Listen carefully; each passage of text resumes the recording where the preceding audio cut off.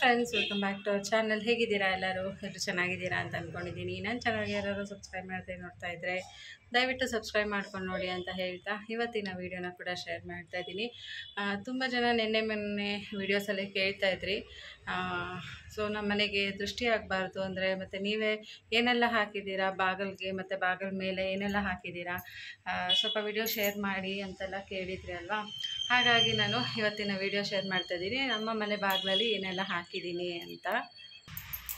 ಹಾಗಾಗಿ ವಿಡಿಯೋನ ಪೂರ್ತಿ ಕಂಪ್ಲೀಟಾಗಿ ವಾಚ್ ಮಾಡಿ ಫ್ರೆಂಡ್ಸ್. ಇಲ್ಲಿ ಮೊದಲನೇದಾಗಿ ಈ ಥರ ಬಾಗಿಲಿಗೆ ಈ ಥರ ಒಂದು ಮಹಾಲಕ್ಷ್ಮಿ ಫೋಟೋನ ಹಾಕಿದ್ದೀನಿ. ಹಾಗೆ ಈ ಒಂದು ವೆಲ್ಕಮ್ ಬೋರ್ಡ್ ಏನಿದೆ ಅಲ್ವಾ, ಇದು ಆ್ಯಕ್ಚುಲಿ ಒಂದು ಸ್ಟಿಕ್ಕರಲ್ಲಿ, ಅಂದರೆ ಈ ಒಂದು ಮಹಾಲಕ್ಷ್ಮಿ ಫೋಟೋ ಏನಿದೆ ಅಲ್ವಾ, ಇದು ಇನ್ನೂ ದೊಡ್ಡ ಸೈಜಿಂದು ಇದ್ದಿದ್ದು ಮಹಾಲಕ್ಷ್ಮಿ ಫೋಟೋ. ಅದು ಒಂದು ಕಡೆ ಬೇಕಿತ್ತು ಅಂತ ಹೇಳಿ ಅಲ್ಲಿ ಆರ್ಡ್ರ್ ಮಾಡಿದ್ವಿ. ಸೊ ಅದರಲ್ಲಿ ದೊಡ್ಡದು ಮಹಾಲಕ್ಷ್ಮಿ ಫೋಟೋ ಬಂದಿದ್ದಲ್ಲ, ಅದನ್ನು ಅಲ್ಲೇ ಗೋಡೆಗೆ ಅಂಟಿಸ್ಬಿಟ್ಟು ಈ ಒಂದು ಅದರಲ್ಲೇ ಚಿಕ್ಕದಾಗಿ ಈ ಥರ ಒಂದು ಬಂದಿತ್ತು. ಸೊ ಇದನ್ನು ನಾನು ಬಾಗಿಲಿಗೆ ಹಾಕಿದ್ದೀನಿ. ಹಾಗೆಯೇ ಅದರಲ್ಲೇ ಈ ಥರ ವೆಲ್ಕಮ್ ಬೋರ್ಡ್ ಇತ್ತು. ಸೊ ವೆಲ್ಕಮ್ ಬೋರ್ಡನ್ನು ಕೂಡ ಇಲ್ಲಿ ಬಾಗಿಲ ಮೇಲೆ ಹಾಕಿದ್ದೀನಿ. ಹಾಗೆಯೇ ಇಲ್ಲಿ ಒಂದು ಹೂವು ಇಡೋದಕ್ಕೆ ಅಂತೇಳಿ, ಅಂದರೆ ದೇವ್ರ ಫೋಟೋ ಇದೆಲ್ಲ ಅಂಥೇಳಿ ಹೂವು ಇಡೋದಕ್ಕೆ ಒಂದು ಇಟ್ಕೊಂಡಿದ್ದೀನಿ. ಹಾಗೆಯೇ ಇಲ್ಲಿ ನೋಡ್ತಾ ಇದ್ದರೆ, ಸೊ ನನ್ನ ಪ್ರತಿ ವೀಡಿಯೋಸಲ್ಲೂ ನೀವು ನೋಡ್ತಾ ಇರ್ಬೋದು, ಇಲ್ಲಿ ಸ್ವಸ್ತಿಕ್ಕು ಹಾಗೆಯೇ ಓಮ್ ಅಂತ ಬರ್ತಿದ್ದೀನಿ. ಸೊ ಇದು ಬಾಗಿಲೇ ಆ ಥರ ಇರೋದ್ರಿಂದ ಅದು ಎದ್ದು ಕಾಣಿಸ್ತಾ ಇಲ್ಲ ಅಷ್ಟೇನೆ. ಹಾಗೆಯೇ ಅದೇ ಬಾಗಿಲಿಗೆ ಗೆಜ್ಜೆ ವಸ್ತ್ರನ ಕೂಡ ಹಾಕಿದ್ದೀನಿ. ಸೊ ನಮ್ಮ ಬಾಗಿಲು ಈ ಥರ ಇದೆ. ಸೊ ಹಾಗಾಗಿ ಅದು ನಾವು ಏನೇ ಬರೆದ್ರೂ ಎದ್ದು ಕಾಣಿಸೋದಿಲ್ಲ. ಹಾಗೆಯೇ ಇಲ್ಲಿ ಬಂದು ನಾನು ಭತ್ತದ ತೋರಣನ ಹಾಕಿದ್ದೀನಿ. ಸೊ ಭತ್ತದ ತೋರಣ ಅಂದರೆ ಅದು ಸಮೃದ್ಧಿಯ ಸಂಕೇತ ಅಂತ ಹೇಳ್ತಾರೆ. ಹಾಗಾಗಿ ಇದನ್ನು ನಾನು ಕೊಲ್ಲೂರಿಗೆ ಹೋಗಿದ್ನಲ್ವಾ, ಅಂದರೆ ಲಾಸ್ಟ್ 2 ಇಯರ್ಸ್ ಬ್ಯಾಕ್ ಟ್ರಿಪ್ ಹೋಗಿದ್ವಲ್ಲ ಕೊಲ್ಲೂರು ಮೂಕಾಂಬಿಕೆ ದೇವಸ್ಥಾನಕ್ಕೆ, ಅಲ್ಲಿ ತೊಗೊಂಬಂದಿದ್ದು. ಆ್ಯಕ್ಚುಲಿ ಇದು ಎಲ್ಲ ಕಡೆ ಸಿಗುತ್ತೆ, ಬ್ಯಾಂಗ್ಳೂರಲ್ಲಿ ಕೂಡ ಎಲ್ಲ ಕಡೆ ಸಿಗುತ್ತೆ. ಬಟ್ ಅಲ್ಲಿಗೆ ಹೋದಾಗ ಒಂದು ನೆನಪಿರಲಿ ಅಂದರೆ ಇಂಥ ಜಾಗಗಳು ತಂದ್ವಿ, ಅದು ಅಲ್ಲದೆ ಅದು ಒಂದು ಮಹಿಮೆ ಇರೋಂಥ ಕ್ಷೇತ್ರ ಬೇರೆ ಅಲ್ವಾ. ಹಾಗಾಗಿ ಅಲ್ಲಿಂದ ತೊಗೊಬರೋಣ, ನಾನು ನೋಡಿದ ತಕ್ಷಣ ತೊಗೋಬೇಕು ಅಂತ ಅನ್ನಿಸ್ತು ನನಗೆ. ಬ್ಯಾಂಗ್ಳೂರಲ್ಲಿ ತುಂಬ ಕಡೆ ನೋಡಿದ್ದೆ ಇದನ್ನು, ಬಟ್ ಯಾವಾಗಲೂ ಇನ್ನೂ ರೇಟ್ ಜಾಸ್ತಿನೇ ಹೇಳಿದರು ಇದಕ್ಕೆ. ಹಾಗಾಗಿ ಅಲ್ಲಿ ಸ್ವಲ್ಪ ಕಡಿಮೆನೂ ಇತ್ತು ರೇಟು. ನೋಡಿದ ತಕ್ಷಣ ತೊಗೋಬೇಕು ಅಂಥೇಳಿ ಈ ಒಂದು ಭತ್ತದ ತೋರಣನ ತೊಗೊಂಡೆ.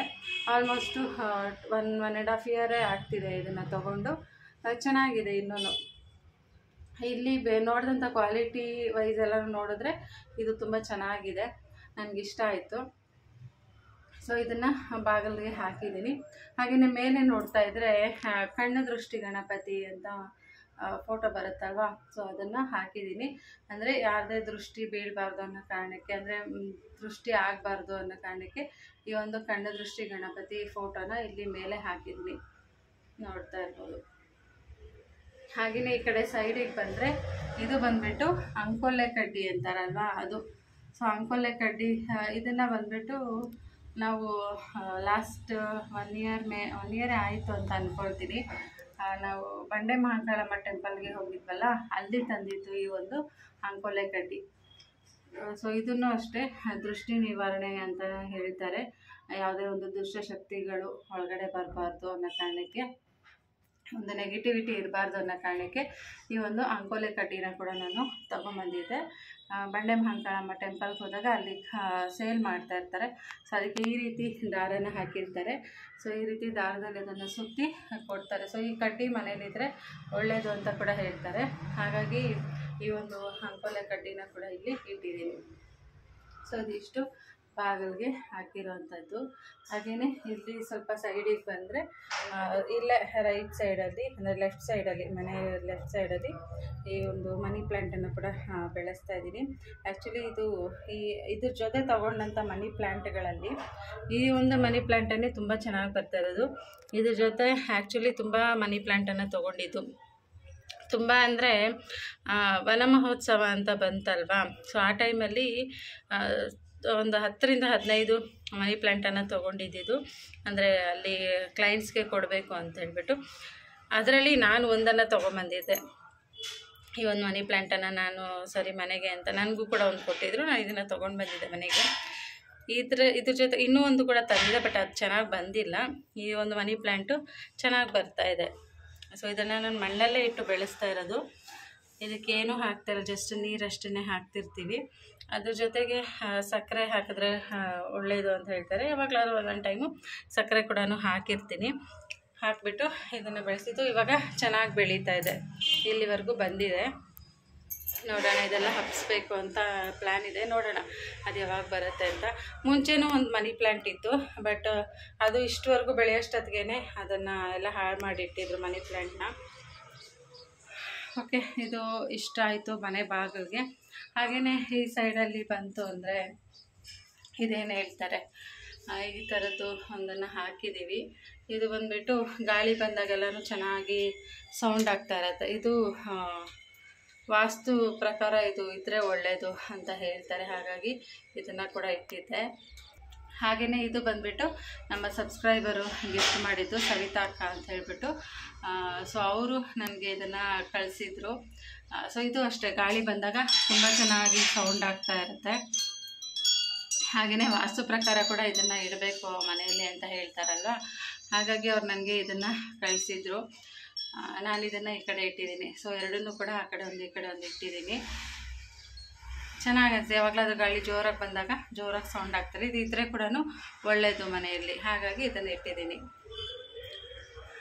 ಸೊ ನಮ್ಮ ಮನೆ ಬಾಗಿಲು ಈ ಥರ ಬಂದಿದೆ.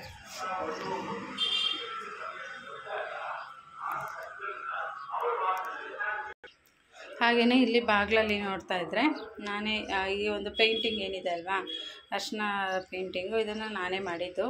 ಅರಿಶಿನ ಕಲರ್ ಪೇಂಟಿಂಗ್ ಹಾಕಿ ರಂಗೋಲಿ ಎಲ್ಲ ಹಾಕಿ, ಹಾಗೆಯೇ ಆ ಕಡೆ ಈ ಕಡೆ ಅರಿಶಿನ ಕುಂಕುಮ ಥರ ಬರೀತಾರಲ್ವ, ಆ ಥರ ಎಲ್ಲನೂ ಬರೆದಿದ್ದೀನಿ. ಇದು ಅಷ್ಟೇ ತುಂಬ ಚೆನ್ನಾಗಿ ಕಾಣುತ್ತೆ. ಸೊ ಇದಕ್ಕೆ ಯಾವಾಗಲೂ ಶುಕ್ರವಾರ ಅಥವಾ ಡೈಲಿ ಎಲ್ಲ ಗುಡಿಸಿ ಒರೆಸ್ಬೇಕಾದ್ರೆ ಎಲ್ಲನೂ ಸಪ್ರೇಟಾಗಿ ಅರಿಶಿನ ಕುಂಕುಮನೂ ಇಡ್ತೀನಿ. ಸೊ ಅರಿಶಿನ ಕುಂಕುಮ ಇರೋವಂಥ ಒಂದು ಪೇಂಟಿಂಗಲ್ಲೇ ಇದನ್ನ ಪೇಂಟಿಂಗ್ ಕೂಡ ಮಾಡ್ತೀನಿ. ಸೊ ಬಾಗಿಲು ತೊಳಿಬೇಕಾದ್ರೆ ಎಲ್ಲನೂ ನೀಟಾಗಿ ಅದನ್ನೆಲ್ಲ ವಾಶ್ ಮಾಡಿಕೊಂಡು ಹೊಸದಾಗಿ ಅರಿಶಿನ ಕುಂಕುಮನ ಇಟ್ಕೊಳ್ತೀವಿ. ಸೊ ಇದಿಷ್ಟು ಬಾಗಿಲ್ದು. ಮನೆ ಒಳಗಡೆ ತೋರಿಸ್ತೀನಿ ಬನ್ನಿ. ಮನೆ ಸೊ ಇನ್ನು ಮನೆ ಒಳಗಡೆ ಎಂಟ್ರಿ ಆಗ್ತಿದ್ದಂಗೆ ಇಲ್ಲಿ ಮೇಲ್ಗಡೆ ನೋಡ್ತಾ ಇರ್ಬೋದು, ಇದು ಬಂದುಬಿಟ್ಟು ಧರ್ಮಸ್ಥಳದಿಂದ ತೊಗೊಂಬಂದಿರೋ ಅಂಥ ತೀರ್ಥದ ಕಾಯಿ. ಇದನ್ನು ಕೂಡ ಇಲ್ಲಿ ಒಳಗಡೆ ಇಟ್ಟಿದ್ದೀನಿ. ಸೊ ಇದು ನಾವು ಸುಮಾರು ಚೇಂಜ್ ಮಾಡಿದ್ದೀವಿ. ಅಂದರೆ ಇದು ಯಾವಾಗ ಸ್ವಲ್ಪ ಹಳೇದಾಗುತ್ತೆ, ಅಂದರೆ ಇದು ಕಾಯೆಲ್ಲ ಯಾವಾಗ ಹಳೇದಾಗುತ್ತಲ್ಲ, ಸೊ ಆವಾಗ ತೆಗೆದಿಡ್ತೀನಿ. ಇಲ್ಲ ಅಂತಂದರೆ ಯಾರಾದರೂ ಧರ್ಮಸ್ಥಳಕ್ಕೆ ಹೋದಾಗ ಅಲ್ಲಿಂದ ತೀರ್ಥದ ಕಾಯಿ ತೊಗೊಂಬರ್ತಾರಲ್ವ, ಆ ತೀರ್ಥದ ಕಾಯಿ ತೊಗೊಂಬರೋವರೆಗೂ ಹಳೇದನ್ನು ಹಾಗೆ ಇಟ್ಟಿರ್ತೀವಿ.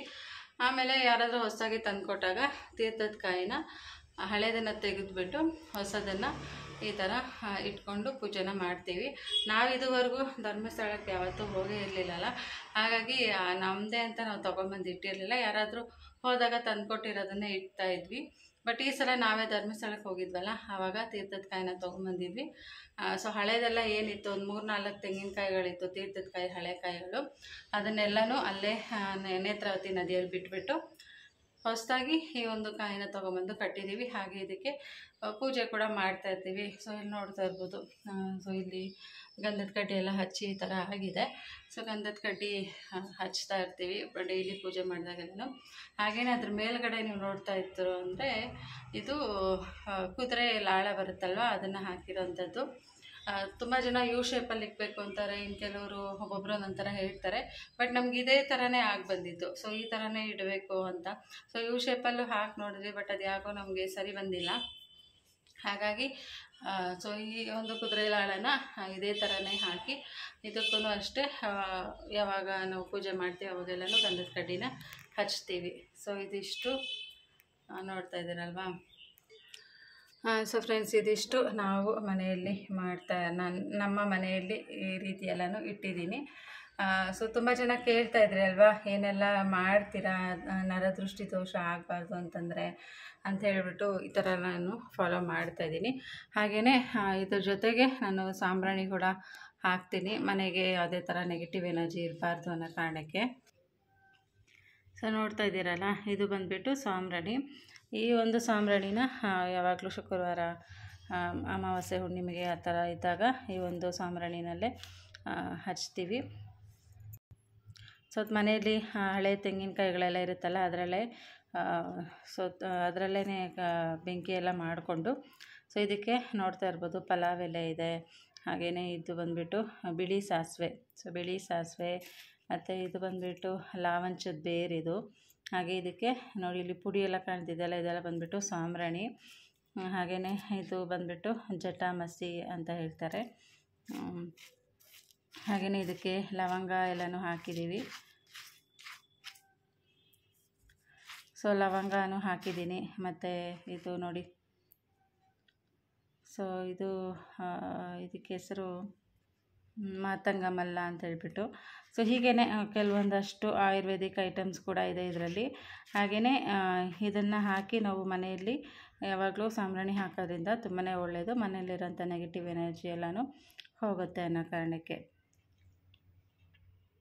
ಓಕೆ ಫ್ರೆಂಡ್ಸ್, ನೋಡಿದ್ರಲ್ವ, ಸೊ ಮನೆಯಲ್ಲಿ ಯಾವ ಥರ ನಾನು ಇದನ್ನೆಲ್ಲ ಫಾಲೋ ಮಾಡ್ತೀನಿ ಅಂತ. ಸೊ ಹೋಪ್ ಎಲ್ಲರಿಗೂ ಈ ವಿಡಿಯೋ ಇಷ್ಟ ಆಗಿದೆ ಅಂದ್ಕೊಳ್ತೀನಿ. ಇಷ್ಟ ಆಗಿದ್ರೆ ದಯವಿಟ್ಟು ಲೈಕ್ ಮಾಡಿ, ಹೊಸದಾಗಿ ನೋಡ್ತಾ ಇದ್ದರೆ ಸಬ್ಸ್ಕ್ರೈಬ್ ಮಾಡ್ಕೊಂಡು ನೋಡಿ ಅಂತ ಹೇಳ್ತಾ ಇವತ್ತಿನ ವಿಡಿಯೋ ನಾನು ಇಲ್ಲೇ ಎಂಡ್ ಮಾಡ್ತಾಯಿದ್ದೀನಿ. Thank you so much for watching. Take care, bye. ಮತ್ತೆ ಸಿಗ್ತೀನಿ ಇನ್ನೊಂದೊಳ್ಳೆ ವಿಡಿಯೋ ಜೊತೆಗೆ.